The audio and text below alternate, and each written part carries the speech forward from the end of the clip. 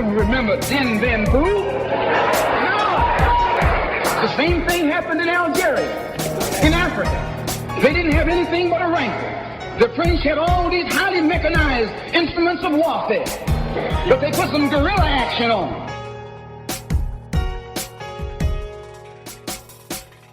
Hello and welcome to Guerrilla History, the podcast that acts as a reconnaissance report of global proletarian history and aims to use the lessons of history to analyze the present.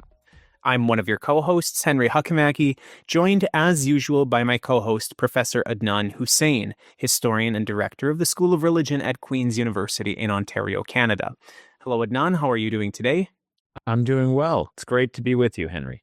Nice to see you as well, and I'm not surprised that you're doing well because we had another recording that ended about 2 minutes before this one. So when I say, how are you doing today, I already knew that, but this is a new episode for the listeners, so for their benefit, well, they'll know that you're doing well. I'm also doing well and looking forward to the conversation that we have today with two returning guests. But before I introduce these two excellent guests and the really interesting topic that we have planned for the conversation today, I'd like to remind you listeners that you can help support the show and allow us to continue making episodes like this by going to patreon.com/Guerrilla History. That's GUERRILLA History. And you can keep up to date with everything that Adnan and I are doing individually as well as collectively by following the show on social media. We're on Twitter at Guerrilla_pod. That's GUERRILLA_pod. Instagram, Guerrilla_history. And you can subscribe to our free Substack where you'll get updates directly to your email inbox by going to guerrillahistory.substack.com. Just remember Guerrilla spelled with 2 R's. So, with that housekeeping out of the way, I can now introduce two returning guests. We have Stuart Davis, who is a professor of communication studies at the City University of New York. Hello, Stuart. How are you doing today? Hi, I'm doing good. Nice to see you guys again. It's been a while. Yeah, it has been a while. We're also rejoined by Greg Shupak, who's a professor and a writer. He's a professor of media studies. Gregory, how are you doing today? I'm doing well, and I'm glad to be with you all. Absolutely, and it's been a while since we've seen you as well. So listeners, you would have to go a fair ways back in the Guerrilla History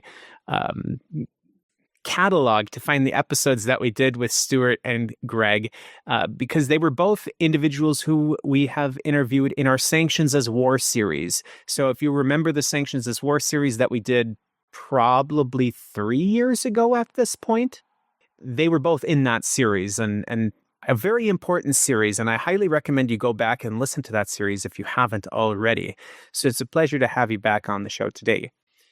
Today we have a very big topic, which fits very well within each of your fields of study. We're talking about media narratives, hegemonic discourses, and how these media narratives prop up hegemony, and how exactly those not only structures work, but the ideological background behind this. So I'm going to just kick off this conversation by opening it up and introducing the topic. So what are we talking about when we're talking about media narratives and hegemonic discourses? I know each of you do research on this broad theme as well as specific components within it, but if we say what are the media narratives that are supporting hegemonic narratives, what are the kinds of things that we would be hearing about? And most likely we'll talk about many of them in this conversation. Maybe I can give it to you first, Greg, and then we'll have Stuart add in as he sees fit. Sure. Well, for me, media hegemony is about, ruling class efforts to exert control to the greatest extent they can over popular understanding of political affairs, whether that's domestically in a particular country or internationally. And so we see this certainly manifest in coverage of wars or including anti-colonial struggles. And we also see it on sort of the internal affairs of countries, if we want to make that perhaps questionable dichotomy. But, I to give the Palestine example, because that's something I've written a lot about, including certainly since October 7th, 2023. I think that the hegemonic media narrative has been one that began as what you might call incitement to genocide, or what I would characterize as incitement to genocide, and then eventually had to shift to genocide denial. And I say had to because I think this is a matter of, the ruling class seeking to adjust to changing conditions so as to manage public perception in ways that best fit their interests. The final thing I'll say for now is just that I do think it's worth pointing out that, I'm talking about aggregate trends and I'm talking about subtle forms that this propaganda takes at times. So it's not to say that there aren't occasionally other points of view that seep through, but I'm talking about the bigger picture where we see, just to give one example, I wrote about genocide denial over the summer for Electronic Intifada, and I found that 86% of coverage of Gaza between February 28th and May 28th, which is when I was writing, only the 86% of that coverage declined to mention the word genocide, even as starting on the beginning of that time period, we had more and more, credible international observers describing what Israel, and they must add the US and other allies, including Canada, were doing as genocide. So Michael Fakhry, who works at the UN in food security, described Israel as carrying out genocide just before that period, on February 27th to be precise. And over that period between end of February and end of May, we also had Israeli actions, U.S.-Israeli actions characterized as genocidal by Francesca Albanese of the UN, by the University Network on Human Rights, reached the same conclusion. So we had more and more evidence piling up that it was clear what Israel and the U.S. were doing constituted genocide. And yet 86% of the coverage did not even mention the word genocide, 80% of the Gaza coverage. So, that's a pretty stunning omission, genocide denial by omission, I call it. And so those are that's just one example of what I mean when I say that these propagandistic hegemonic narratives are often as about what's not said as they are about what is said. Well, that's before we go to Stuart, just to follow up on this. You mentioned the sins of omission, you could say there, what is not said. I think also in this context, we could say that it's also part of a reversal of this sins of commission, of the way in which a lot of discussion about whether it is a genocide or not, partly because of the fact that it's being ignored, failure to recognize and identify that under international law it would fit this definition. And so it ended up meaning that a lot of people spent time trying to argue against this, establish that it is genocide, etc., while meanwhile the sin of commission was basically that narrative to characterize what happened on October 7th as the most devastating, kind of slaughter of Jews since the Holocaust, and to do an act of substitution in that kind of framing to then kind of characterize, well, not kind of, but actually assert that the Palestinians actually inhabit this role as persecutors of the Jews that are akin to the Nazis, World War II, and so on. And that narrative has been much more widely spread and accepted and uncontested, in mainstream media narrative. So I think that's kind of an interesting thing, is that there's a omission and there's a certain kind of commission that substitutes a different narrative. I'm wondering what you have to say about that, Greg.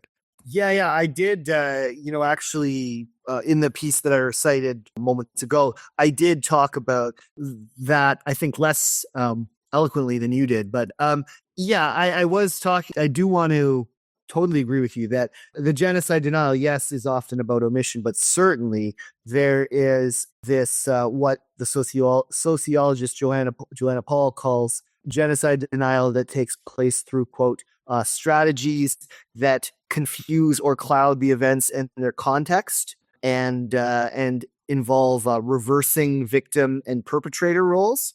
And so this is very much, and I should say that the person I quote, Johanna Paul, she's not talking about Palestine. She's just theorizing genocide denial in other contexts.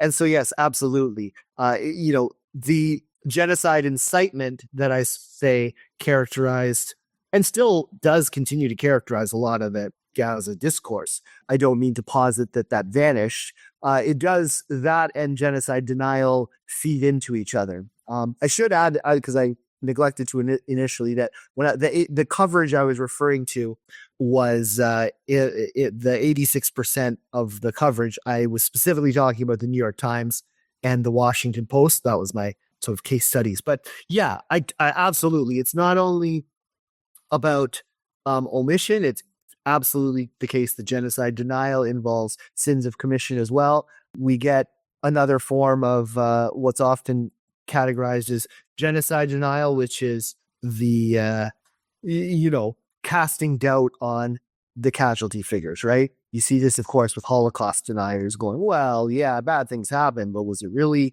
6 million Jews who died? Well, we've seen a lot of this, but I mean, this was relentless for months in late 2023 and throughout 2024, this casting doubt on the casualty figures coming out of Gaza by sort of insinuating, it's coming from Hamas and it can't be trusted, etc., despite copious evidence, which I can go into, about how trustworthy the Gaza Health Ministry numbers are and were, and how they're backed up by other sources as well. So yeah, that downplaying of the numbers is another sin of commission, another form of genocide denial. And in fact, what we have seen even since this ceasefire, and I'm almost reluctant to use the word because Israel has continued to kill Palestinians and has really retightened the siege in the last week and a bit. But during this, let's say, instead of ceasefire, alteration in the pace and shape of U.S. Zionist violence, what we've seen is a reporting on how many Palestinians died or were killed, I should say, by Israeli and U.S. Forces in the period of October 7th through the January 19th, I believe it was, ceasefire. And the numbers that are officially reported in mainstream news media, not even the ones that, are doing really hideous, obvious genocide denial, casting doubt on Palestinians as, sort of swarthy, untrustworthy Orientals. I'm talking about just relatively bland, allegedly factual reporting that will just say X number of Palestinians died, 45,000 or whichever figure they may give at a given time. They're reporting the Gaza Health Ministry's total of specific deaths that they can confirm.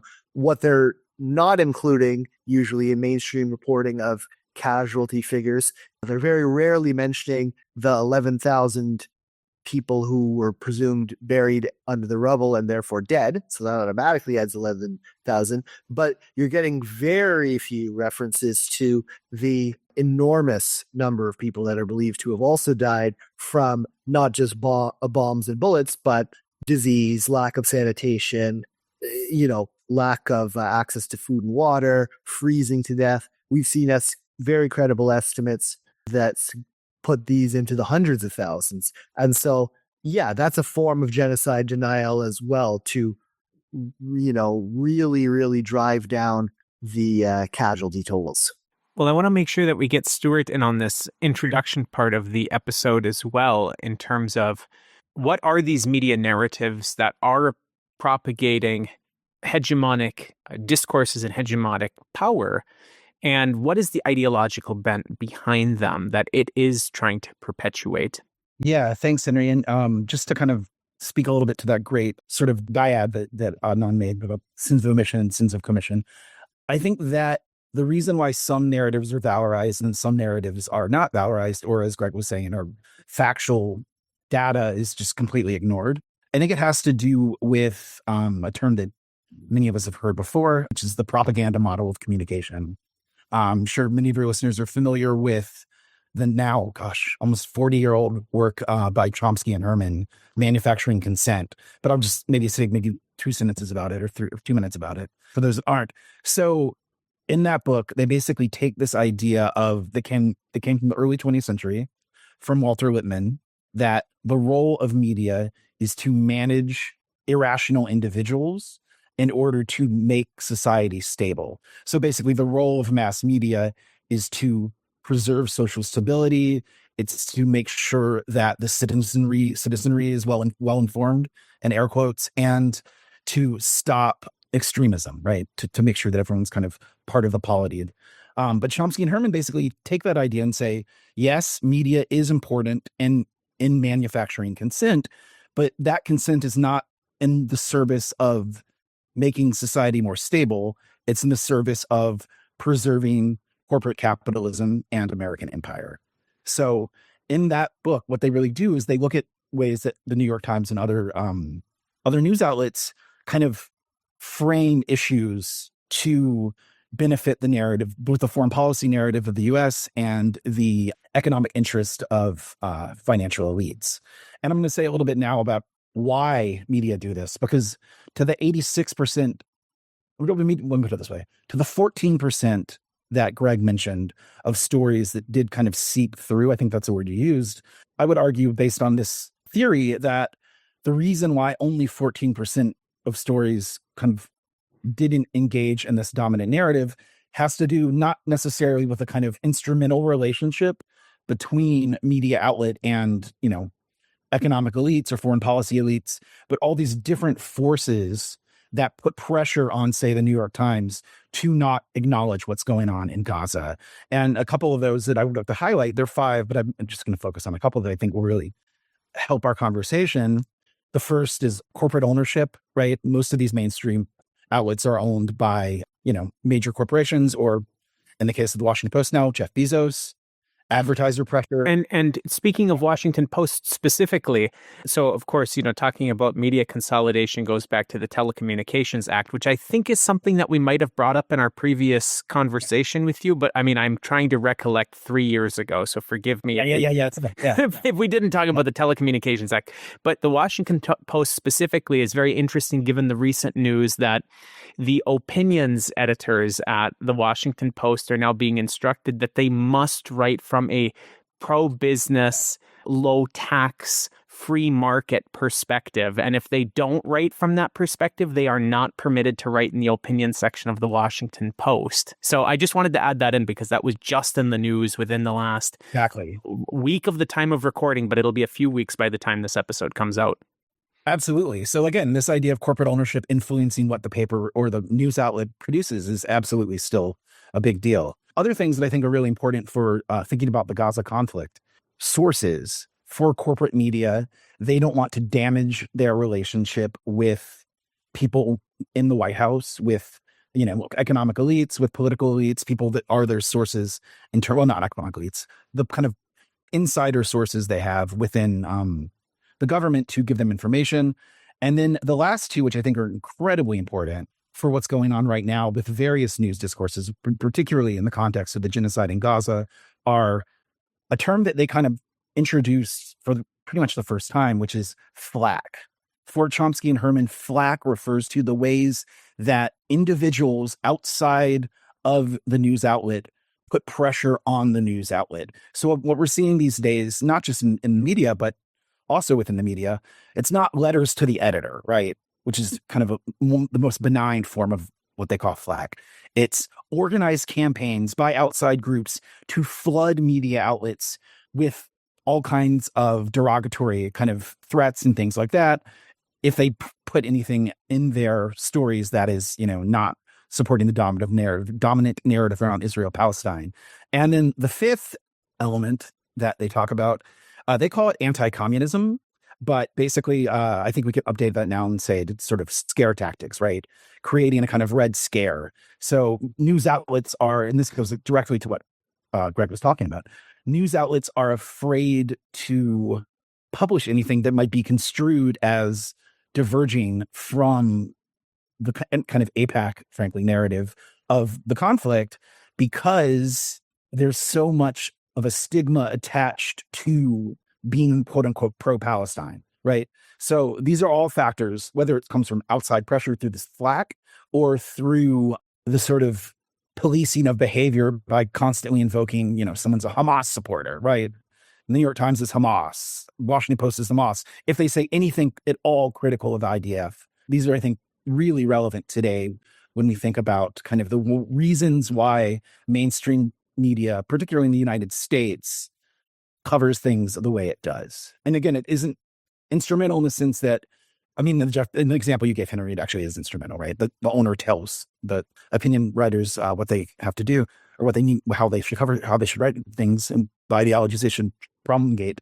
But it's often much less overt, right? It's often that the pressure exerted on these outlets through outside campaigns, through this larger kind of fear among all news outlets that they don't want to be the one news outlet that, diverges from this AIPAC narrative. These are incredibly powerful, I think, in producing the kinds of results that Greg tracks in his work. Yeah, I think, I totally agree with Stuart as to the enduring value of the propaganda model from Herman and Chomsky.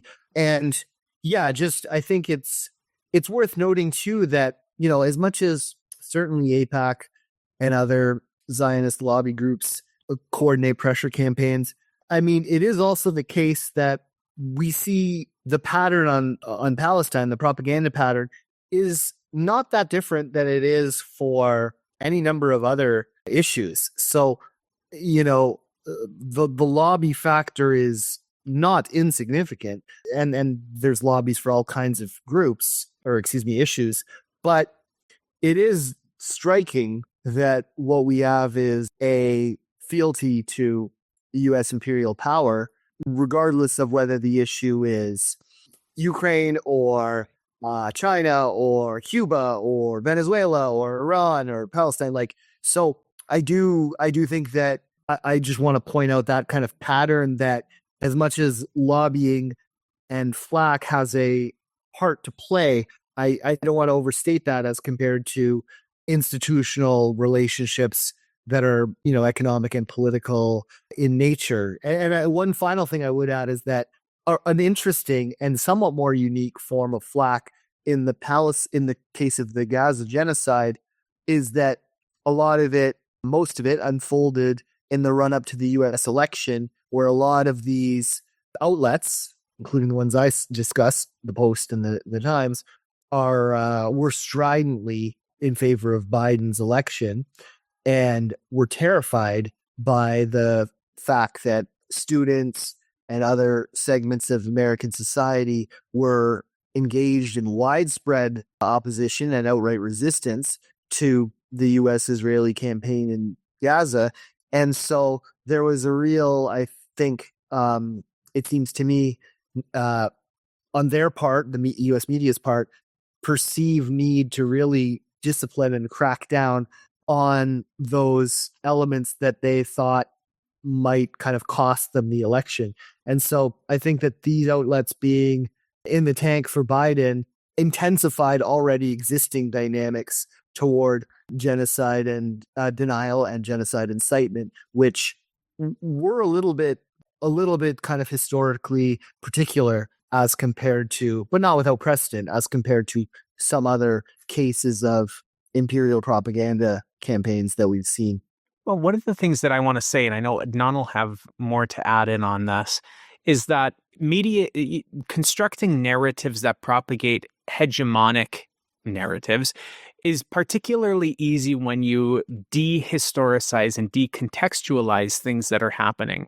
And what I mean is that there's so little discussion and understanding of historical precedents and historical lead up to events that are happening, that even when something is actually covered and it would go against the hegemonic narrative, it's so disconnected from any historical discussion of where that comes from that you then get this very easy backlash against this coverage. And I'm thinking in particular of, if we're thinking about Palestine and what is happening in Gaza, and particularly since October 7th, there is this disarticulation from any preceding history prior to October 7th.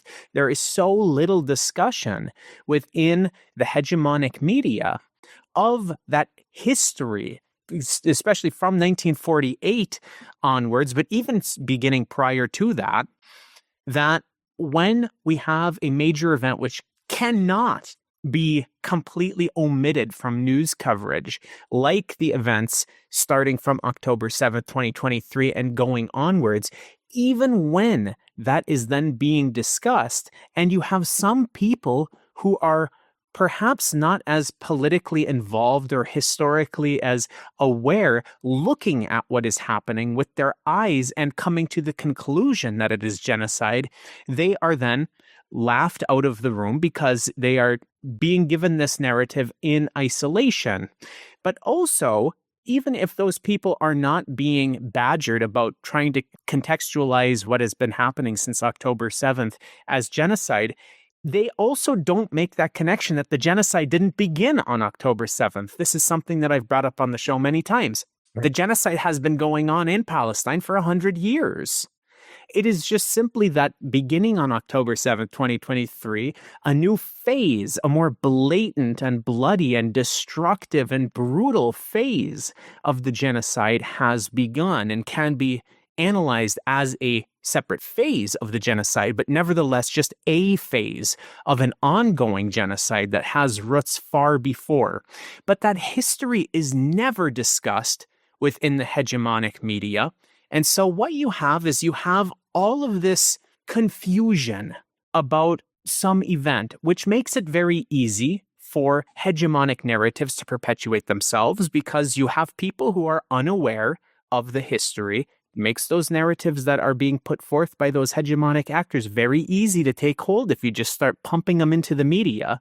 And even when you have somebody who can objectively see something in the media that might be able to be analyzed counter to the hegemonic narratives, that disconnection with any sort of prior analysis and history that took place leading up to that event, a complete lack of any historical materialist analysis that they may come across, it makes it so that they cannot fully understand that event, and it will make them more susceptible to be badgered and give up their position, or to be convinced that their original gut take was wrong, which then allows for those hegemonic actors to change the minds of people. So think about people who, obviously not Guerrilla History listeners, but people who were watching MSNBC or CNN.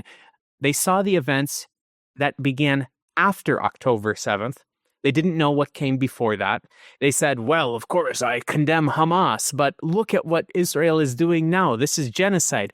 Okay, but when you start to bombard them with the hegemonic narratives for months after that, and they don't have that understanding of the history or of what has been happening in that immediate lead up to October 7th. I mean, 2023 was the most deadly year for Palestinians in Gaza, even before October 7th in recent history. But that was never covered in the media. So that decontextualization and dehistoricization makes it so that people cannot fully articulate their beliefs and are more easily persuaded. And that is a feature of hegemonic media.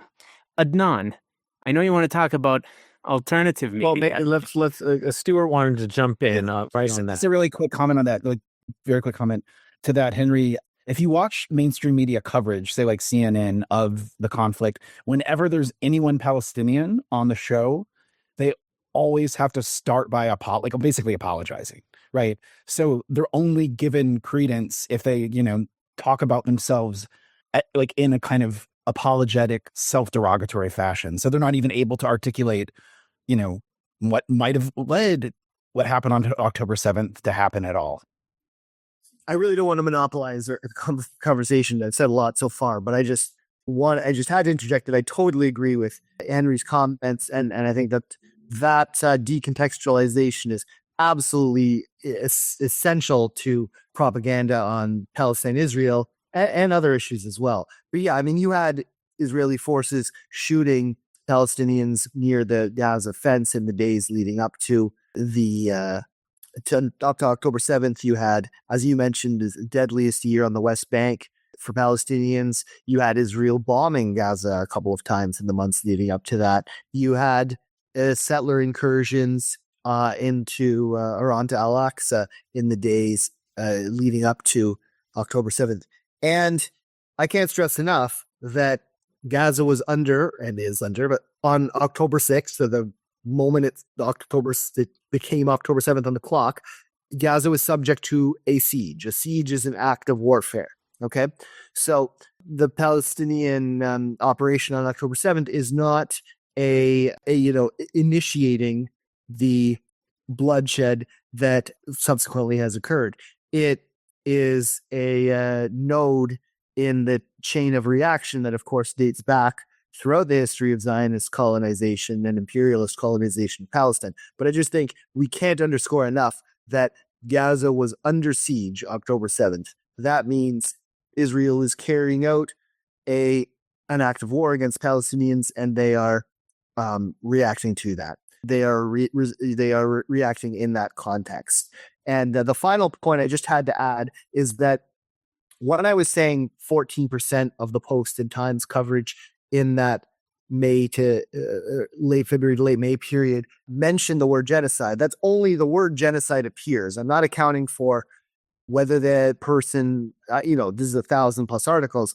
I'm not accounting for which portion of them entail saying it is not genocide, or simply pointing out things like South Africa's case against Israel for genocide, or I want to be clear that the 14% aren't all saying, hey, it's bad that there's genocide in Gaza.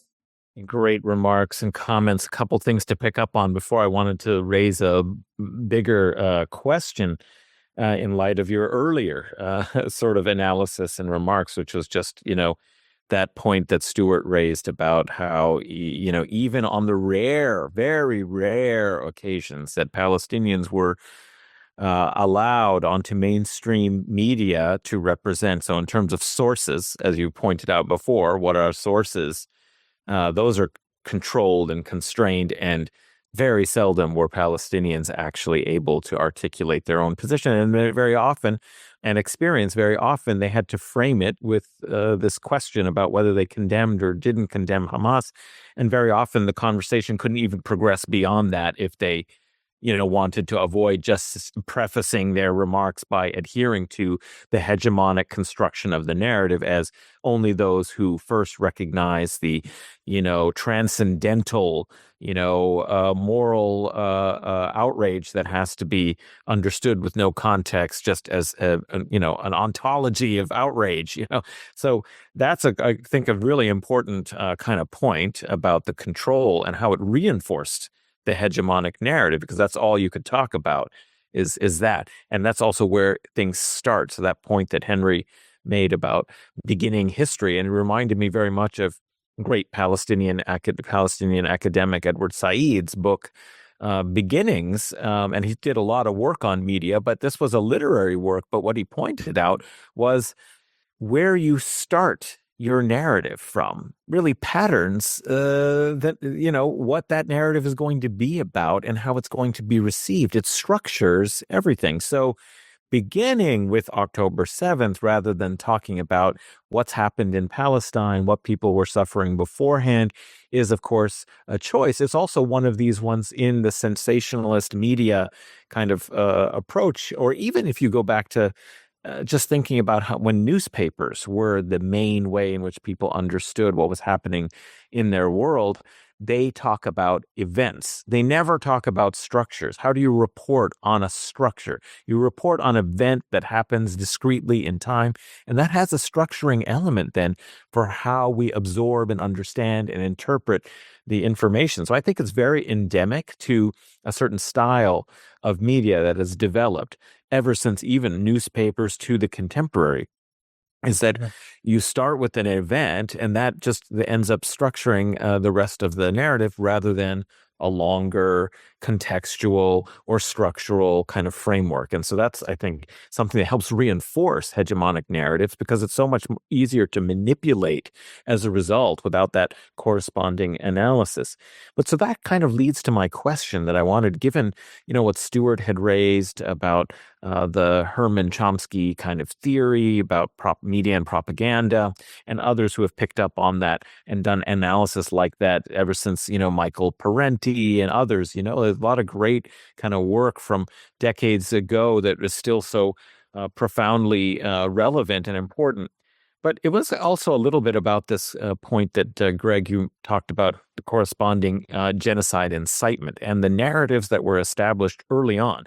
Getting in first and patterning the narrative was so important because, these narratives about babies being beheaded, there was the reassertion and elaboration of the mass rape, sexual assault narratives that were propounded in some ways as a response to the fact that the horrors that people could perceive and witness themselves, even though it was being blocked out of the mainstream media because they were following TikTok on social media, seeing Instagram videos from Palestinians themselves in Gaza, and circulating this in an entirely different network of viewership and so on, that had changed something of the political calculus, and there was political pressure that was starting to mount and develop with massive street protests in cities like I was living in London during that time, and there were, routinely in the first 3-4 months,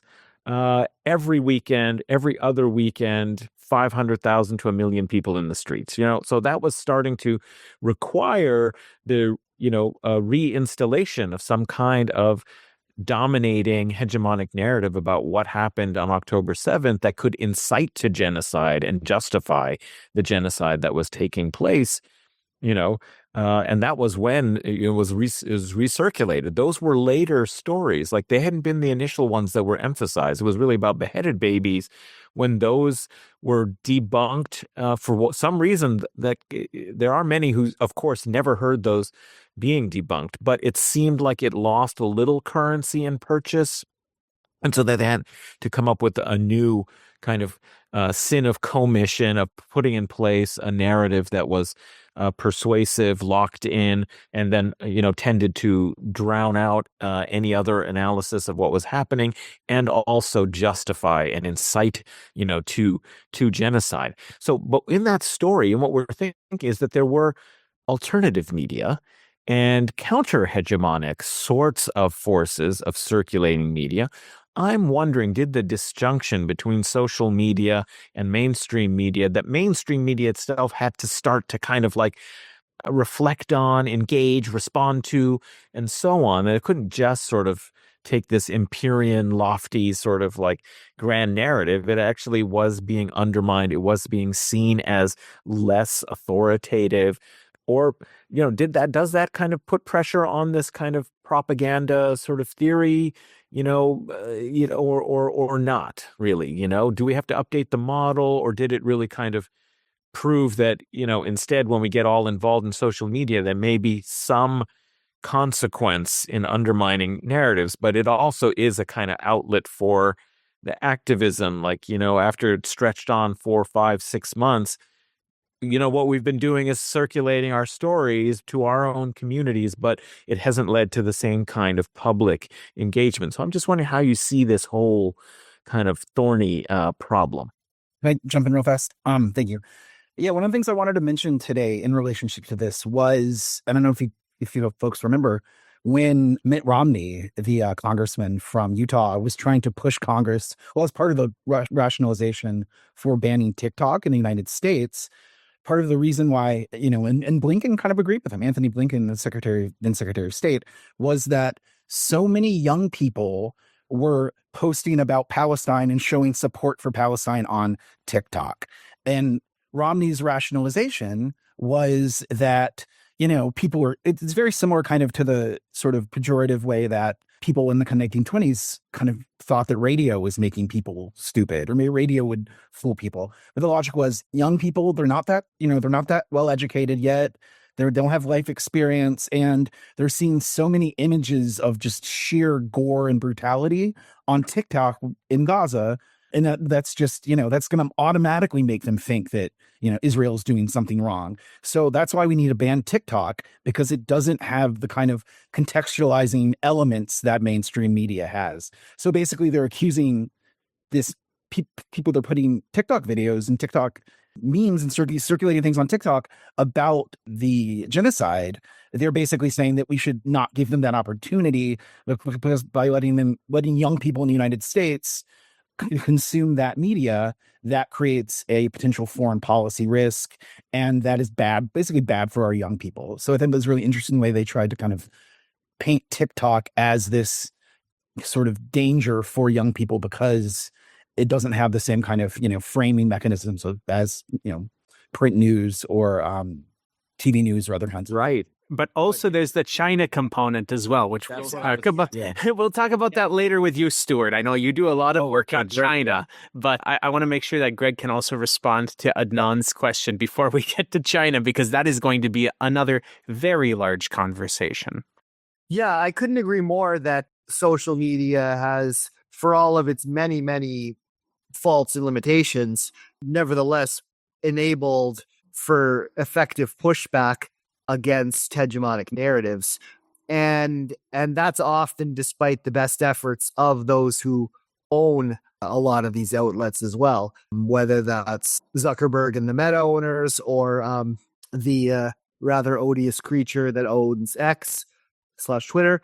TikTok is, of course, it has a little, well, more than a little bit of a set of different interests and priorities that I think is intimately linked to, why it's been a more open to anti-Zionist narratives. And so, I think that, it's easy enough to see it in my students, and I'm sure some of you can share that experience, that, students, I pick them because they're, relatively representative of the kinds of young people that we're thinking of and talking about involved in, protest movements and so on. They, in my experience, consume little mainstream news media or traditional news media. And when they do, they're accessing it via social media platforms. But I find that that the views of just people I see in my classrooms and ask this question of in my classroom overwhelmingly are shaped by what they consume on TikTok in particular, and to a lesser extent Instagram or X. So it's these are, again, we can leave aside TikTok because it's its own distinct case in many ways, but as much as Meta and X are very clearly crucial links in the imperialist kind of chain of domination, it is possible even within those to carve out space for pushback and for kind of discursive resistance. And so we do see that on even Instagram and X, whether that's following independent Palestinian journalists on the ground in Gaza, or movement organizers and organizations. They're able to get their version of events out. It is limited in some ways, though, because they don't have the kinds of capital, obviously, that the Washington Post or New York Times or NBC do. They can't take out a billboard to advertise, or if they can, that would be a one-off to, in the middle of some city or something. But as much as they kind of independent media faces an uphill battle, social media provides a vehicle for that independent media, whether we're talking about some, kind of magazine that people have set up, or just up one specific journalist, citizen journalism, I guess is what I'm talking about.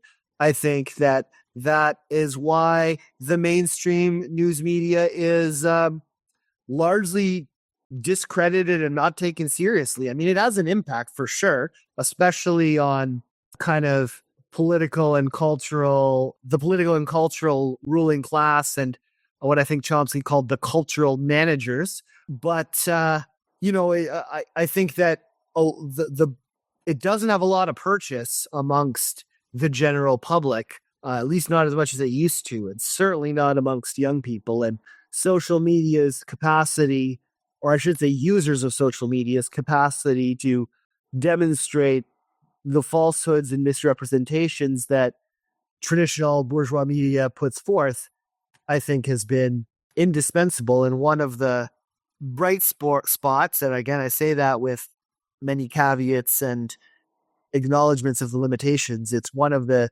bright and hopeful spots of our century thus far.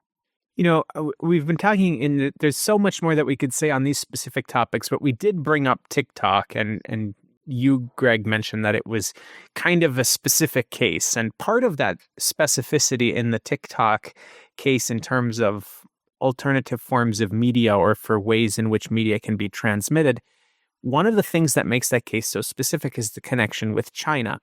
But that also brings us back to hegemonic narratives and the ideological underpinnings of hegemonic narratives. Now, I'm going to pass it over to you, Stuart, because you've done a lot of work on China and are continuing to do a lot of work on China. So maybe we can talk about what it is about China that fuels these specific media narratives, and what are the specific media narratives that are being utilized and weaponized against China. Yeah, I guess I'll start with the reasons why these narratives are kind of being mobilized on the right and the left. I mean, they're slightly different narratives. I think that, and to put it simply, and I should couch it and say that my research is kind of looking at how Chinese globalization is reflected in media, both in the United States and in the global South.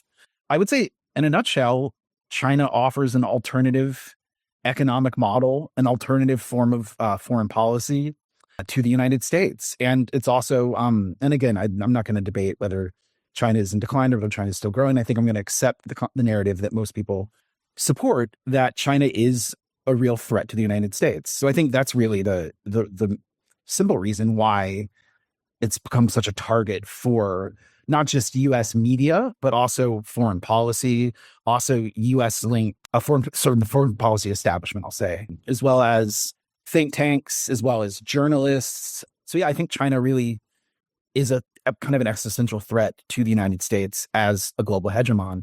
And I guess the question would be, and this is maybe not a question to answer today, is it a sort of a new kind of bipolar system with U.S. and China on each side? Or is it, as many people who would listen to this podcast might kind of have an idea about or have an opinion on, are we entering a multipolar world, right? Where China, the way China's globalizing is kind of creating spheres of autonomy for other states. That's connected with like the BRICS as well. So to the second part of your question, Henry, which is what are the narratives? I would say the main ones, well, in terms of foreign policy, there's this real kind of prominent narrative, a very prominent narrative that China is going into the global South and exploiting countries, right?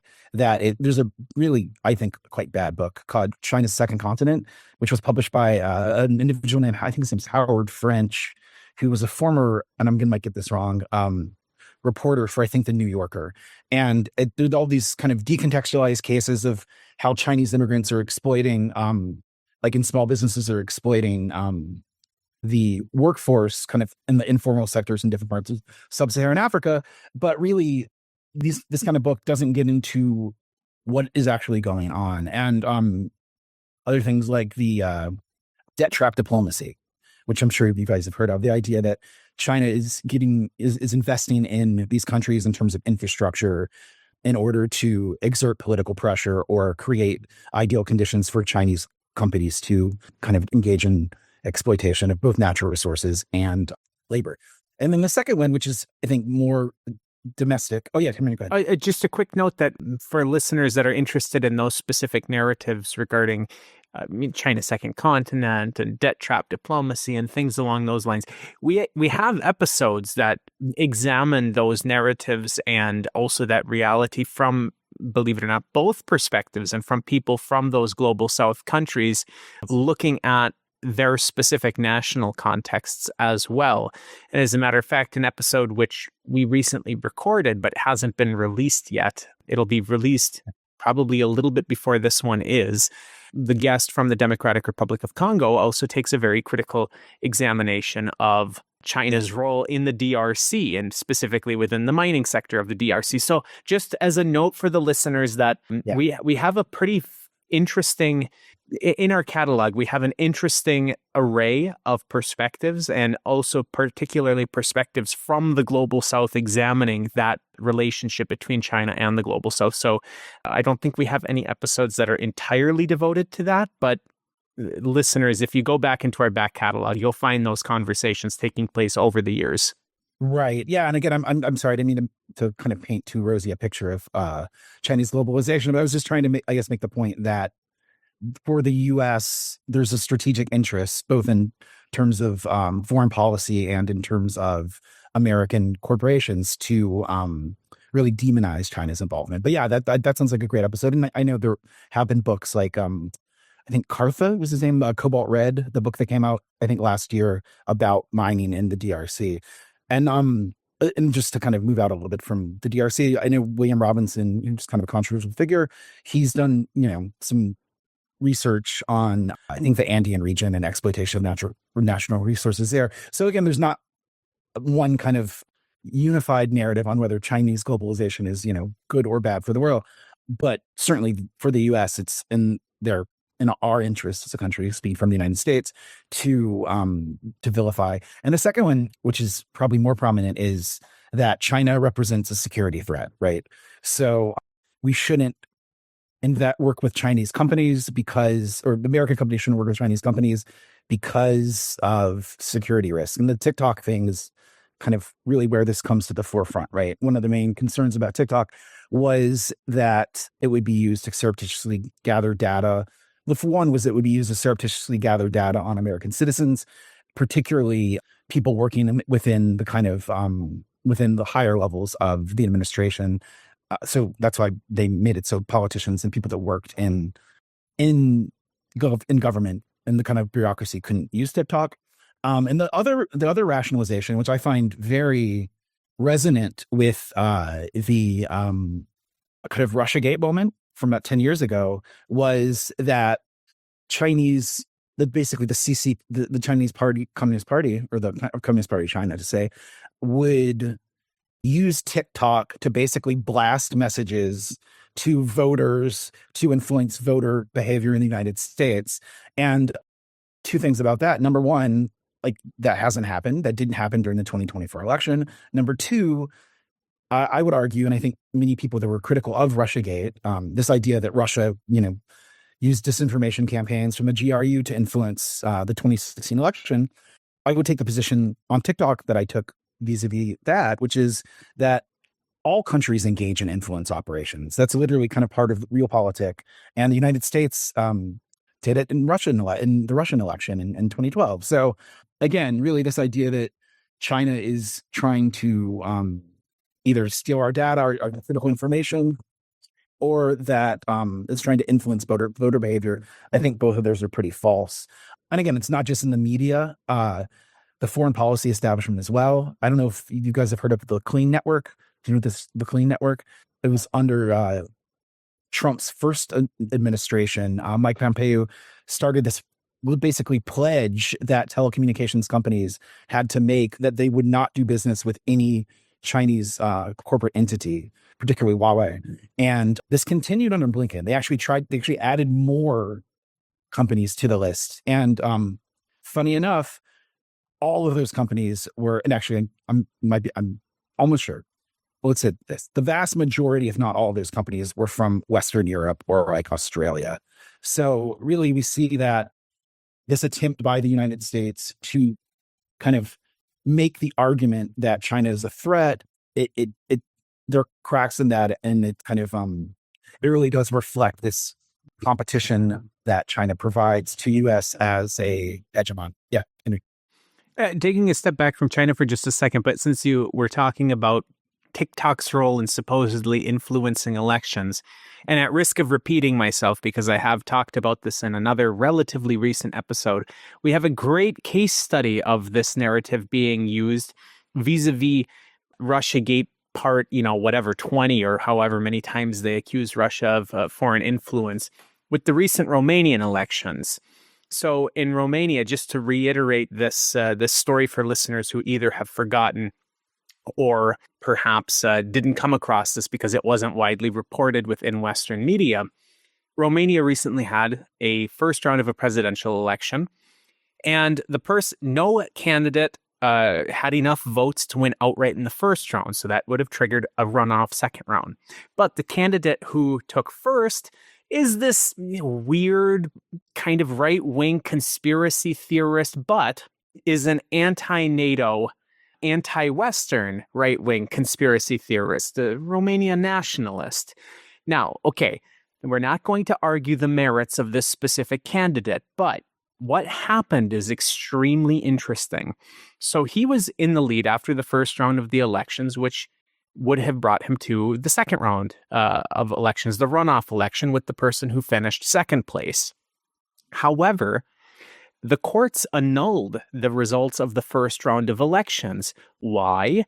Because they claimed that there was Russian interference within that election process, and specifically utilizing TikTok to influence voters in Romania, and particularly young Romanians, to turning out for this Romanian nationalist conspiracy theorist guy. So they annulled the elections and they announced that, okay, we're going to redo the elections at some point in the future. What happened after that? Well, there was an investigation in terms of, was this a Russian interference operation on TikTok? And it turned out pretty conclusively, actually, from an investigation that took place by the Romanian authorities that, no, it wasn't a Russian influence operation at all. There was a lot of money that was coming into advertising for this guy, but guess who it was from? One of the two major centrist parties in Romania. For what purpose? They thought that if they boosted this guy and got him into the runoff election, that their candidate would finish in either first or second place, and the other centrist candidate that was running would not go to the runoff election. They were worried that if it was two centrist candidates, they didn't know how it would go, but that they would have a better chance against this kind of right-wing nationalist conspiracy theorist guy. And so they tried to boost him in order to knock out the other centrist candidate from moving to the runoff election. And this is what got the election annulled. And that they didn't overturn the annulment. They didn't annul the annulment and say, okay, well, it wasn't foreign influence. It was actually just a political party doing some political calculus here. Let's, just stick with the results as they were. So they decided that they were going to re-host the first round of the elections. But as of the time of recording, the person who took first place in the last election, who is now even doing better in the polls than he was at the time of that initial first round election, this nationalist conspiracy theorist guy, he's doing much better in the polls now than he was when he had his election annulled the first time. He has now been banned from running for president by the court. He submitted his candidacy to them, said, I am going to run for president again. And they said, no, you're not, for, quote, undemocratic language and positioning. Now, no, this is a guy who is running for president in a democratic process and is being barred for anti-democratic positioning, despite the fact that, he had the most votes in the first round of the election and that they overturned it because of supposed foreign influence that wasn't there. It's a very complicated story, listeners, which I have been telling for far too long. I just tell it because it's such a fascinating case study of how the moment that you say Russia has influenced an election and they have utilized TikTok, you now merge these two great evils in the minds of people. And that allows you to do these remarkable things like annulling elections, which there was no foreign influence in, and then utilizing it also as the pretext for banning the candidate who has the most support from the elections for undemocratic positioning, preventing him from going into a democratic process. all under false pretenses because you utilize those words Russia and TikTok together. Adnan, I am sorry, you've had your hand raised for a while. That was a long story, but I thought it might be interesting for the listeners. Yeah, no, fun stuff. But I did want to come back onto China, but also connecting with this larger kind of question, larger problem of how it works in a number of different, this kind of disinformation. Just getting back to the China. So I've been very surprised at how easy the anti-China narratives have been to sell, like for a period in the 2000s, late 90s, 2000s, the relationship between U.S. and China was characterized as a wonderful case of globalization, making the world so much wealthier and better because it would be, it's what's saving, kind of neoliberal capitalism, bringing the world together and making American consumers happy. And they even held the Olympics. They were allowed to hold the Olympics. And that reversed pretty quickly, I think, actually, after the global downturn that exposed some of the weaknesses of this new economic world order. And of course, also with China emerging as a major power, that's something that just seems threatening to the aggressive neocon vision. That's not even just narrowly a neocon vision. It's just the U.S. sort of vision, typically, that U.S. has to be hegemonic in the world. And for a period after the, end of the Cold War, it really convinced itself that it could be, the unipolar hegemon. And so what, Stuart, you were mentioning about, kind of the processes by which a multipolar world is emerging, China's role in that, China's role in creating a coalition of other economies and nations that might be able to help evade U.S. unilateral and illegal sanctions, the kinds of things that you wrote about in your pieces on Syria and other parts of the Middle East. This is a real threat to U.S. Both hard power and soft power. Its kind of role in this unipolar era. And I think there's a lot of panic. And I saw a really interesting report by a critical technologies tracker of the Australian Strategic Policy Institute that,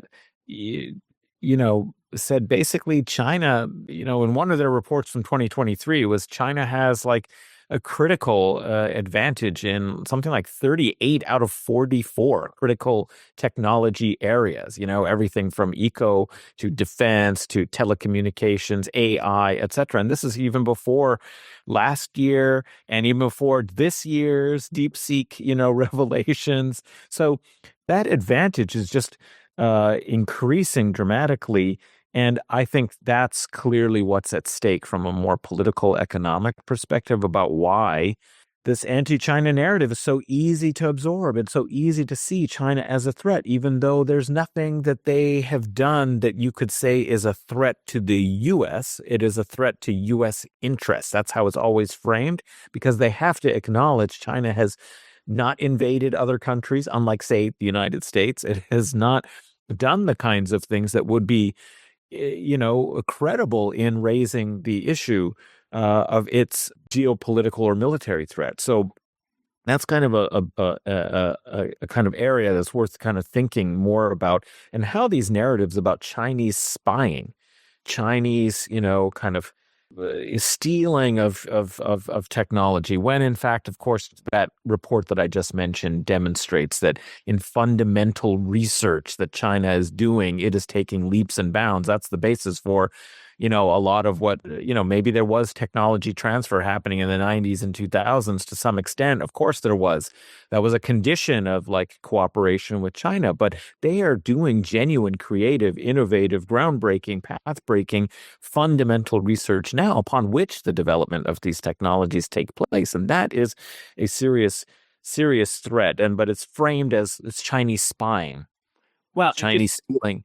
And therefore, we need to put in place security paradigms to prevent actual interchange, collaboration, and so forth. Yeah.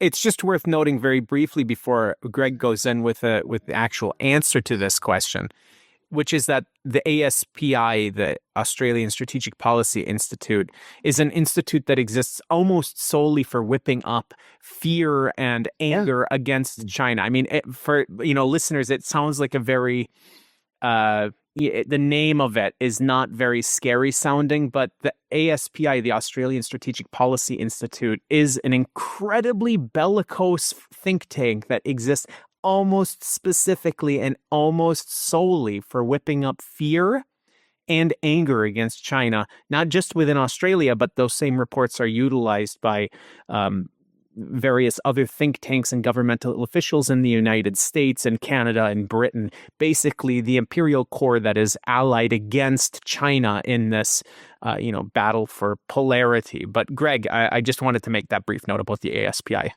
Yeah, well, I think that ties in because to Adnan's excellent insights, I think I would add that, and Stuart's, of course, that the manufacturing of a so-called China threat surrounding election interference or,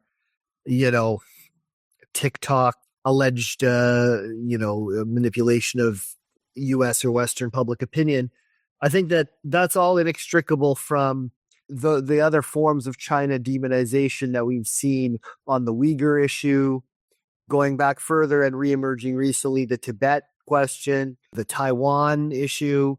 A lot of the early COVID coverage was used to kind of gin up xenophobia. And so I think that while these are all part of the sort of, cocktail of drumming up anti-China sentiment, so that if they seem, to be uniquely oppressive towards either internal minorities or threatening to, Taiwan, which is a province of the country, but in the popular consciousness in the West often seen as its own country, all of this creates the notion that China is this malefactor, that thus you have a sort of good reason to want to keep out of the U.S. or Western kind of public sphere, and thus it seems like the rational or logical thing to do to many casual observers to, we don't want to give this devious state capacity to kind of influence our culture, so-called, to our culture in scare quotes, of course. Can I jump in? Thanks. Just to add a really simple point, and this is to the last thing Greg said, and again, I agree with everything he said, that it's also just, I think, frankly, racism and a lack of any kind of attempt on the part of people in the United States, and I would say in the West more generally, to actually familiarize themselves with anything having to do with China. And it goes back to a point you made a while ago, Henry, about taking things out of context, right? The idea is, I think the reason why it's so easy for people in the United States, even like my family members, to vilify China is because they literally know nothing about it, right? Except for maybe like the Tiananmen Square, incident, or maybe Tibet. So I think I just wanted to add that's a really kind of, I think, a very sort of clear, simple, but really powerful kind of element of how these narratives about China as, threatening us, as untrustworthy, spying on us, as dirty in the context of the COVID-19 pandemic, like the whole bat soup discourse. I think, racism's inextricable for the ways that these narratives, to your point, Adnan, or your provocation, the reason why these narratives, pick up so quickly and easily in the United States. Yeah, absolutely. I mean, it's the return of the yellow peril, like it's back in a really big way. And what's interesting, this is kind of the second component that I wanted to ask, and it's kind of like my earlier one about counter-hegemonic kind of media and its place in this is, most of the global South, with, of course, people who, there are some voices, and Henry mentioned, we've even had guests and on our episodes talking about Chinese investment and development projects and the Belt and Road Initiative and so forth in the global South in Africa and the allegations about the debt trap policy to try and present these development projects as part of a more nefarious attempt at domination. Or, that's one way of manufacturing the narrative. I mean, or it's just locally seen as, well, it's exploitative and we'd rather have more control over it. So there are different ways in which the same experience can then be hijacked and yoked to some of these media narratives to manufacture a way of interpreting them, not as, the tensions and contradictions of any kind of attempt at development in, a capitalist global order. I mean, there are going to be these kinds of problems. Chinese companies will feel they still have to make a profit if it's still, capitalism, even if they might do so in a different way or under different bases and so on. And usually, as I've heard from many in the global South who work in development areas, that at least, it may be just as exploitative, perhaps on some level, because it's capitalism, but at least they don't lecture you about corruption and need for political reform and blah, blah, blah, the way the EU and the United States always do when they want to, put in any kind of like a little power plant somewhere. Immediately, you still have to do all of this kind of political reform and change your laws and enhance property rights and, good. So it comes with a lot more baggage that way. But my question is how have these countries, China, for example, started that CGN, China Global News or Global Network or something. And I used to watch that as occasionally as the only place where you could get some information in video on a kind of seeming news show type format that about the Russia-Ukraine war that wasn't completely hyperventilating and demonizing, Russia. But, those haven't been that successful. There seems to be a kind of unique advantage that Western media, U.S. media has in the game of disinformation, in promoting hegemonic narratives that are very hard to overturn, to the extent that many people still in the global South will trust a BBC over some, the Chinese networks sometimes. There's been an investment and a capability in propounding kind of media disinformation. And so I'm just wondering, are these efforts the right way? They're always branded and demonized, and the videos are labeled as this is state sponsored, so that's supposed to completely discredit it. If it's, press TV, from Iran or, CGN or what used to be Russia Today, RT, right? Like these kind of efforts have foundered. Maybe the ones from Latin America have been a little bit better. I don't know, but and then the other component is coming back to that social media and other kinds of platforms. The few that exist that aren't U.S. controlled and therefore subject to various algorithms and other kind of deep state manipulation is really just from China, and there's no other really kind of set of platforms. Europe doesn't produce them. They don't really have anything like Facebook, etc. It's really just China, and that's of course also part of the reason why it's a threat. Is it's the only one, as some would say, that invested in kind of cloud capital, as Yanis Varoufakis would say.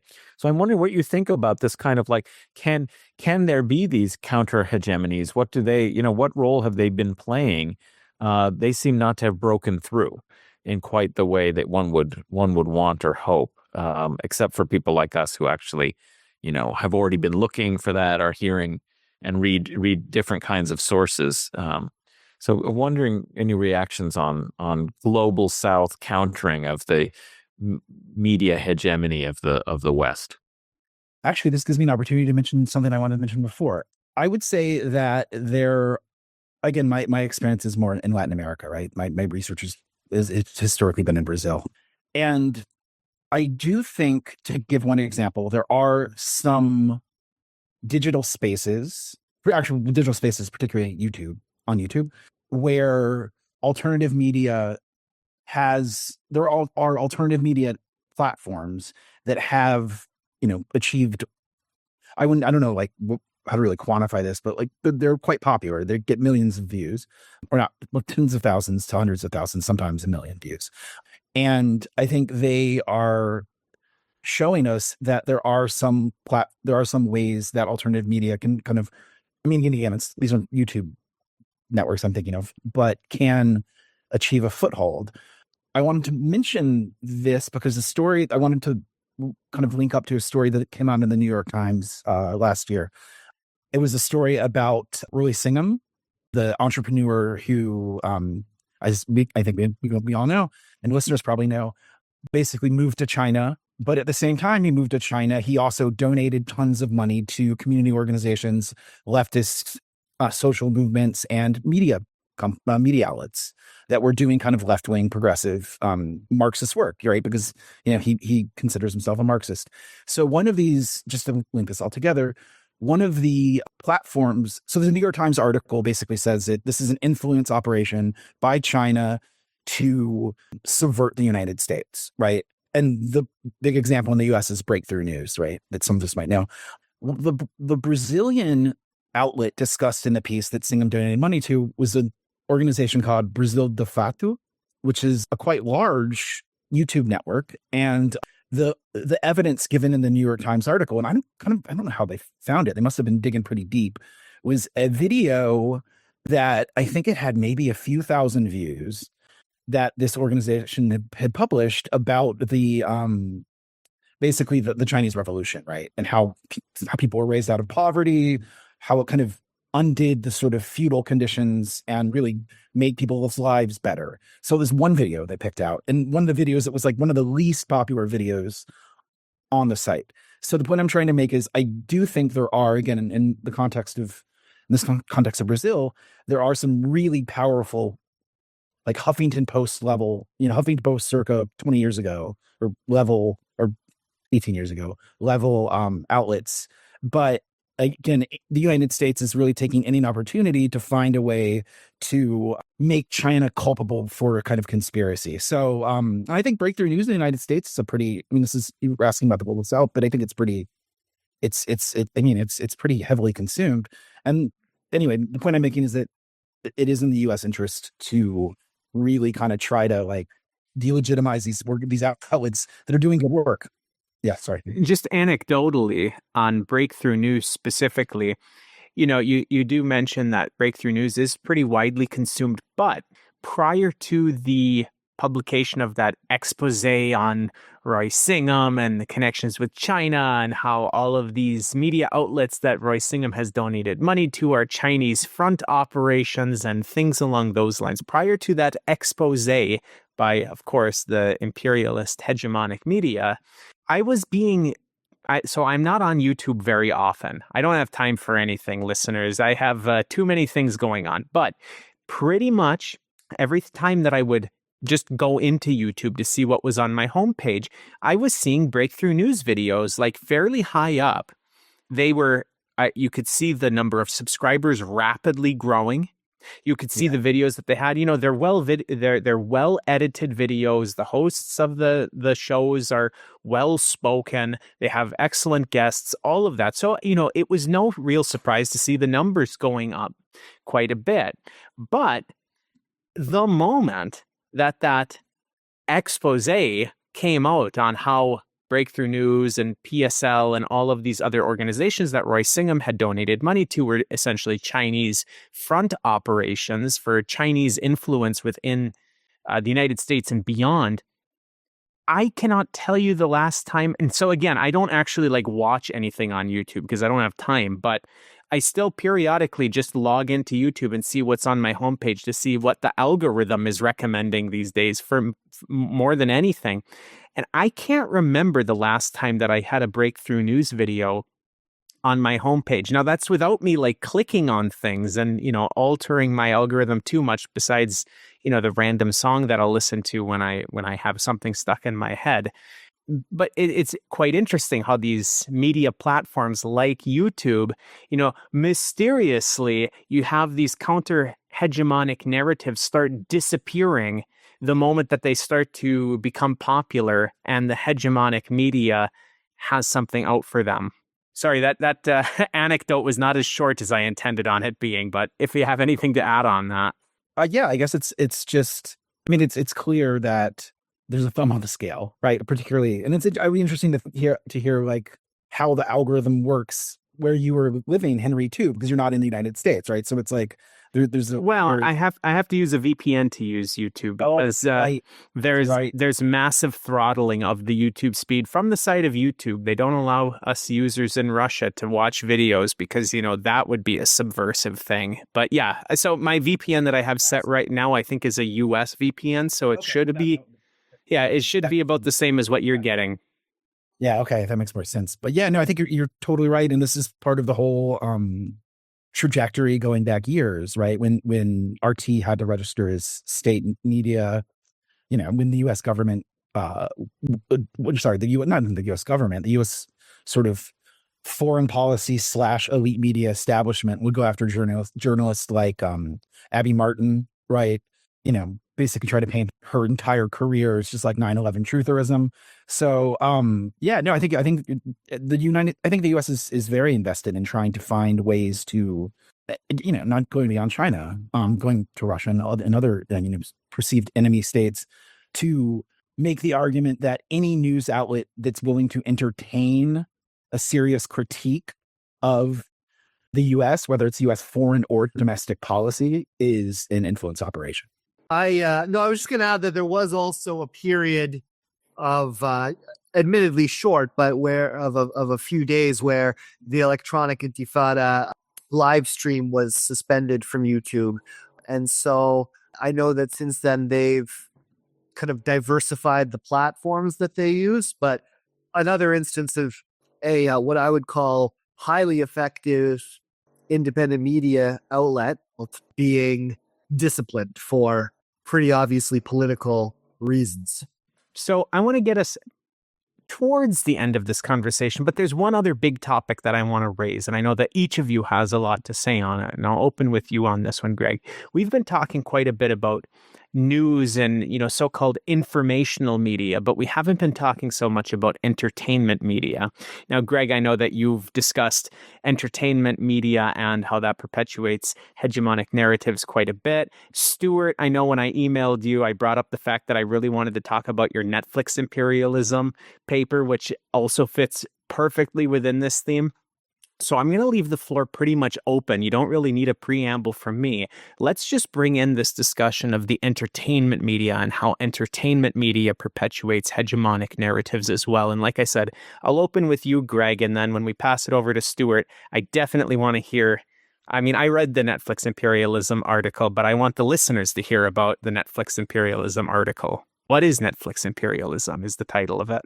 Yeah, I'll start by being brief because I want to hear what Stuart has to say. But just initially, I mean, I think you could subject, and people have done a bit of this, but I think there's a lot of room for more to subject, Hollywood and other kinds of forms of mass popular entertainment to a lot of the same, or let's say parallel analysis that Chomsky and Herman subject news media to. Like, there is a lot of sort of powerful pressures on, say, film to not stray too far from acceptable lines on ruling class lines, I should say, on questions of, well, all kinds of questions, but certainly imperialism.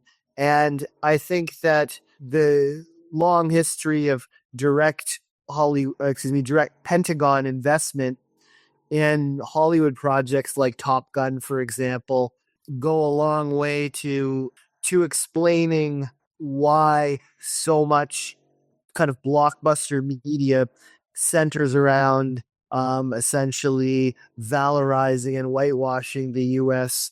Role in the world, as certainly happens with the Marvel and DC universes, which I do my best to totally ignore unless I absolutely have to, which is basically if I want to or feel I should do a critical reflection of it. It's not the kind of thing I consume for pleasure, but the there's the Wonder Woman movie, for example, which I gather was not even a huge, box office success, but was still nevertheless a big budget movie starring none other than former invader of Lebanon, Gal Gadot, was a pretty clear allegory. I mean, it was so superficial, I don't know if it would even deserve that term, but for basically imperial benevolence interventions against, sort of rogue regimes and actors, so as to kind of ultimately serve the greater good of human freedom and flourishing. So I think that often what we get from Hollywood, by which I mean TV and film, is more nakedly propagandistic, or at least as nakedly propagandistic as you see on a Wall Street Journal editorial page. And I think there's very straightforward political economy explanations for that. Yeah, just to add to that, well, I would say as a caveat, I don't know, Bret Stephens might be worse than but besides Bret Stephens, for the New York Times, there's the term for what Greg's describing. That's the military entertainment complex, and that kind of links the ways that films get funded and get access to things like, oh, you want to have an aircraft carrier in your film, like the Top Gun example, you have to coordinate with the military. So there was a long history in American film going back at least to, I think, around World War II, where, or maybe probably even earlier, where the preferential access is given to films and television shows as well, that collaborate with the military, right? And there's this whole, like, if you want to make a war movie, you're going to have to work with the military. But as Greg pointed out, it goes far beyond that with all the Marvel movies, for example. So to answer the Netflix imperialism question kind of briefly, I think it relates to arguments historically around what is media imperialism. Media imperialism is a term that came out about in the late 1960s, arguably first used by Herbert Schiller in his book Mass Media and American Imperialism. I think that's the title. And there's kind of a debate within people that research media between the kind of content and the political economic dimension. So the content side would be that media coming from the United States is trying to promote U.S. economic interests, promote U.S. military interests, and also to condition people, particularly in the global South, or the developing world as it was called at the time, to kind of the American way of life, right?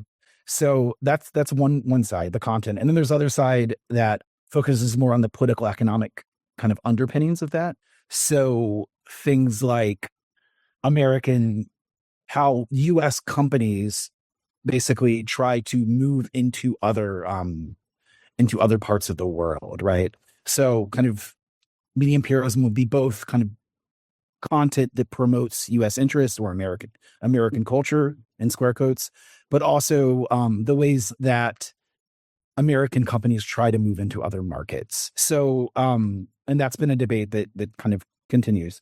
So the reason why Netflix is interesting is that Netflix, on the surface, at least historically, when it moves into other markets, it's really kind of prided itself, I'll say, on allowing a lot of content from national industries. Well, a lot of content from national industries and from the countries that it's moving in to stream. But while it's done that historically in the past few decades, that's decade or so, it's really put a ton of money and a ton of energy, and specifically after the pandemic, to create integrated production and distribution networks for Netflix series that are owned by Netflix, which is to say, start Netflix studios in different countries, kind of have an infrastructure where Netflix will own the servers through which to kind of distribute its content. So what I call it in the article is the kind of attempt to own the pipelines, right? So Netflix is trying to create this sort of closed circuit where it might be making content in, say, India that's for Indian audiences and also often streamed in other contexts. But at the same time, it's really creating political economic conditions for media producers in those countries where they, particularly like public broadcasting, if that still exists anywhere. And actually the what gave me the idea to do this article was a piece about the CBC in Canada, where some of us are. And the director of the CBC accused Netflix of cultural imperialism because it was basically moving into Canada and kind of there was a worry that it was going to push out national producers. And the real issue with Netflix and like a lot of other platforms is that on the surface, it might seem like, oh, it's doing a good thing by, you know, paying for TV production or film production in country X. But the issue is that there's no kind of regulatory framework, right? So if Netflix kind of pushes out national producers, particularly in countries that don't have like very robust industries for television or cinema, then what recently happens, which Netflix experiences a contraction, right? It got all this money during the pandemic because of this bump in viewership, right? Bump in subscriptions. And like a lot of platforms, Netflix, it isn't profitable. Its money basically comes on investment based on future projections, right? So so the concern is that it might seem like a good thing that these American platforms are kind of similar to Facebook. What is it? Facebook Zero, I think it's called in India, where Facebook would provide free internet access on smartphones, but you had to go through Facebook. So the idea with that, just like with Netflix, is that really there's no regulation, and it has potentially damaged national industries. So yeah, that's kind of the paradox of Netflix, that it, you know, on the surface it seems like it's exposing us to all kinds of different things, but it really raises questions about ownership and regulation that traditionally have been addressed by regulatory bodies and wouldn't be in this case. I just want to mention Tanner Merles, who Stuart and I both know. Perhaps you've had him on the show, I can't recall. But just for listeners, he's somebody who's done really excellent work on the military and entertainment imperialism. So I would just check out his work. Definitely. And he's also Canadian. Yeah. And also a contributor to the book Sanctions As War, as both of you were. Yes. So one final question for each of you in way of conclusion. How do we protect ourselves from adopting these imperialist narratives that are propagated by the media and entertainment industries? So I mean, the listeners who are listening to Guerrilla History, of course, are listening to Guerrilla History and are aware of the fact that there are imperialist and hegemonic narratives pervasive throughout mass media. But, you know, perhaps this is still a useful conversation for them, but then also will be fruitful for them to think about in terms of explaining this to friends and family as they have these sorts of conversations about why these narratives exist and how to protect themselves against adopting these imperialist hegemonic narratives. Okay, I can go first. I would say, I don't have a terribly original or creative response. So my main thought is just that encourage people to consume other sources of information and analysis, because, you know, setting aside the sort of outlets that are linked to sort of non-US or non-Western states, which do often produce good content, we do also have quite a lot of really good, you know, organic or relatively organic content coming from outlets within the imperial core, whether that's, I mean, you know, I'm just totally biased because these are places that I write for, but fairness and accuracy in reporting is an excellent source of debunking the propaganda that one sees on a daily basis. Likewise, there are there's Electronic Intifada and Mondoise for Palestine and often elsewhere in the region. There's, you know, a lot of really good just critics with Substacks, you know, like Adam Johnson and Sana Saeed, like a lot of good, really high quality podcasts and Substacks that once you kind of get into following a couple of them, you sort of get introduced to the kind of family of sources with a similar bent. So of course we have you guys here for podcasts, and there are many other high quality ones. Well, not many. Not many, several or a few. One or The, two. the East is a podcast comes to mind as another one that I would encourage audiences to seek out. Not that I wish for it to interfere with your guerrilla history. Oh, Cena's been on the show and is a friend. So, I mean, we can also highly recommend The East is a podcast. We've been on that show. Sure. He's been on this show. Listen to both, listeners. Don't limit yourself to just Guerrilla History.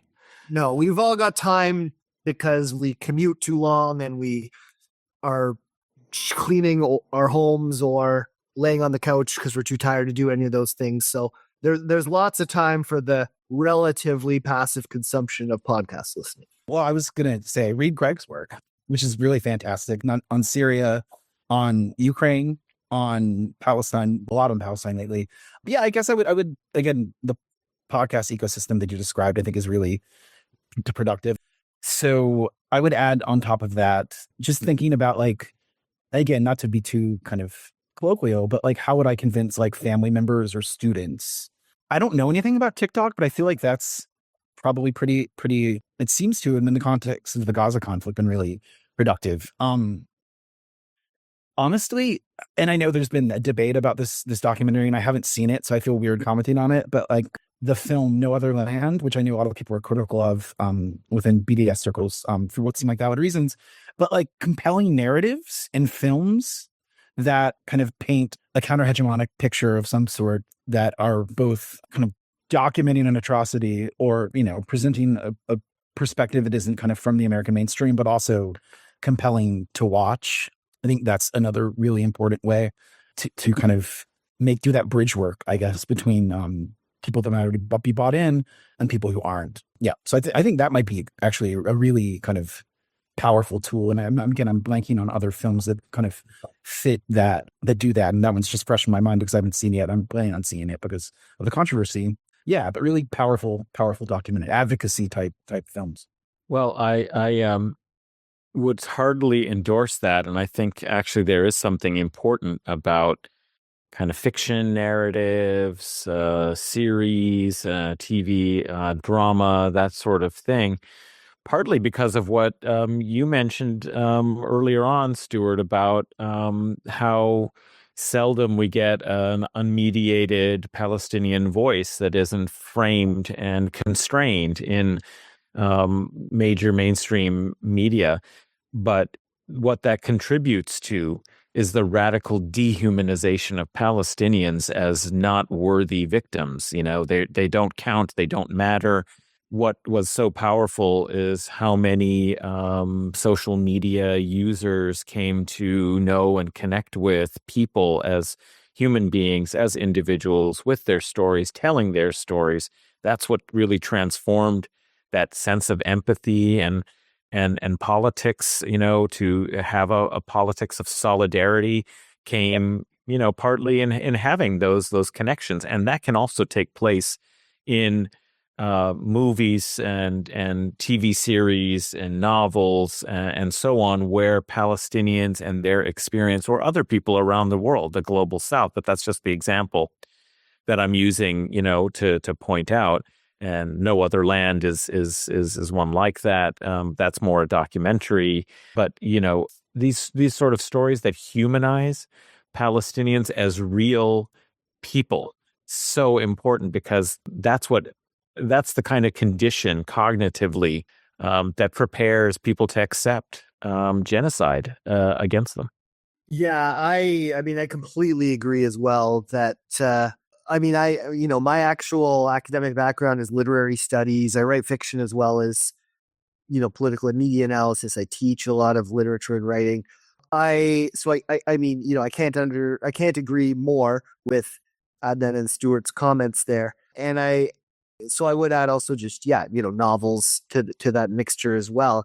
And I mean, we've seen how Rifat El-Arir's work has resonated across the world, right? To have people doing graffiti or graffitiing, you know, lines from If I Must Die, and his book becoming a posthumous bestseller.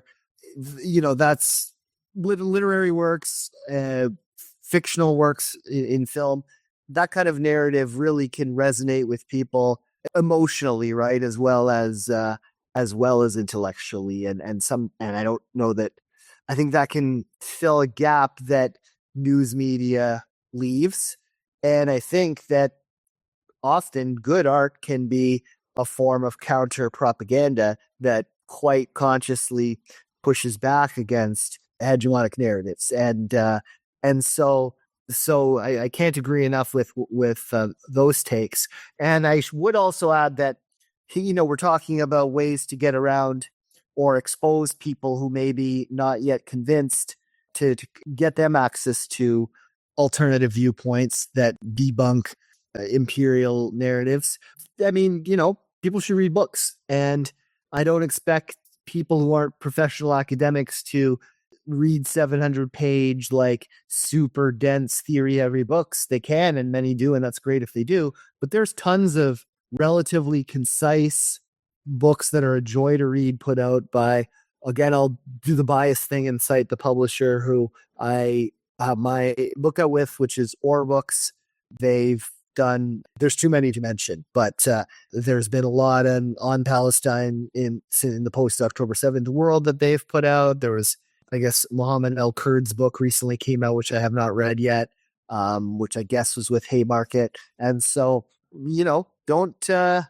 don't overlook returning to the tried and true method of sitting down and reading books and seeing if you can go more than 3 pages without checking your phone. As a way to maybe wrap it up on my part, because I know you have maybe eat dinner, go do things. I guess I would say that this last part of the conversation actually makes me kind of hopeful, because there are some clear ways that you can kind of not necessarily deprogram, but reprogram the narrative, right? And the example, I'm just thinking when Greg was, especially when Adam was speaking, and then when Greg was speaking about like Uncle Tom's Cabin, which is obviously, a very old book, but it had its own issues, right? But it did play a pretty central advocacy role. So I think really looking at literature and film that, as Greg put it, made a kind of persuasive, kind of counter-propagandistic argument. That's one way, to potentially turn things around. And then the other is just, again, the work that you guys are doing, Adnan and Henry and other podcasters, which I do think that is a really kind of, podcasting remains, at least to me, a growing place that people are still kind of coming to newly as a resource. So yeah, I mean, this conversation, I feel kind of hopeful now. Well, I'm glad that we can feel hopeful. So on that note, then, I think that's a great note to end on. I'm going to have each of you tell the listeners where they can find more of your work, rather, if they want to check that out. Greg, I'll start with you. If you want to direct the listeners to anything, where can they find your work? Sure. Well, my book that I mentioned is The Wrong Story, Palestine, Israel, and the Media, published by Or Books. That's OR Books. You can get it on their website. I write articles frequently for FAIR, Electronic Intifada, Canadian Dimension, and quite a few other outlets as well. But those are some of the places I'm at most commonly. Stuart? Well, I guess I mostly, to be honest, I mostly do union work these days. So I don't, my public presence is pretty low, but public profile. But I have my faculty website.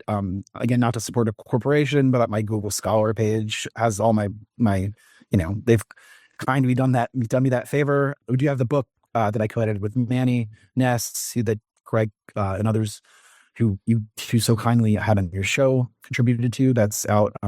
That came out, 2 years ago now, in paperback from Haymarket.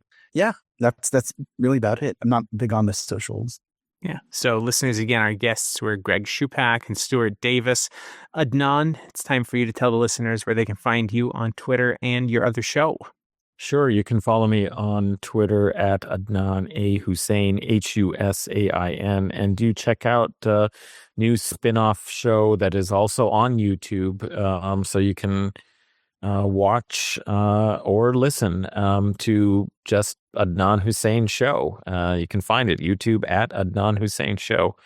Hopefully you'll find a lot of compatible and corollary sorts of episodes about things that you're interested in, and some new topics too. So check it out. Adnan, we have to get the Adnan Hussein show on RooTube. If you're not familiar, Russia has an analog of YouTube. Oh, I'd love to be on. Called RooTube. And, if Guerrilla History ever branches off into video, because of how difficult YouTube makes things for us here, it would probably end up on RooTube before it ended up on YouTube. But I am not in any rush to get us into video. I have a face for radio. In any case, listeners, you can find me on Twitter at Huck1995, HUCK1995. And it's much better to follow the show's account, which is much more active than I am these days. I try to stay off of social media as much as possible, but you can follow Guerrilla History on Twitter at Guerrilla_pod. That's GUERRILLA_pod. On Instagram, Guerrilla_history. The Substack is guerrillahistory.substack.com. And a reminder that you can help support the show and allow us to continue making episodes like this by going to patreon.com/Guerrilla History. Again, Guerrilla, GUERRILLA History. So on that note, and until next time, listeners, solidarity.